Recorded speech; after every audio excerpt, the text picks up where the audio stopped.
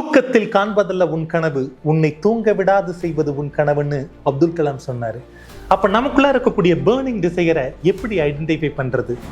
இந்த 4 ஸ்டெப்பை ஃபாலோ பண்ணுங்க. ஃபர்ஸ்ட், உங்களுக்கு என்ன வேணும் அப்படிங்கிறத தெளிவா முடிவு பண்ணுங்க.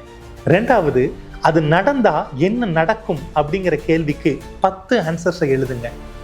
3வது கேள்வி, இது நடந்தா என்ன நடக்காது அப்படிங்கிறதுக்கு 10 கேள்விகளுக்கு ஆன்சர்ஸ் எழுதுங்க. 4வது, இது நடக்கலினா என்ன நடக்கும் அப்படிங்கிறதுக்கு 10 ஆன்சர்ஸ் எழுதுங்க. 5வது, இது நடக்கலினா என்ன நடக்காது அப்படிங்கிறதுக்கு 10 ஆன்சர்ஸ் எழுதுங்க. இந்த 40 ஆன்சர்ஸையும் எழுதி முடிக்கும் போது உங்களுக்கு 2 உணர்வுகள் மேலோங்கும். 1, pleasure of getting it. 2, pain of not getting it. இந்த கேள்விக்கான ஆன்சர்ஸ் முழுமையா எழுதி முடிச்சிங்கன்னா உங்களுக்குள்ள இருக்கக்கூடிய பேர்னிங் டிசையர்ஸை அது இன்டியூஸ் பண்ணும்.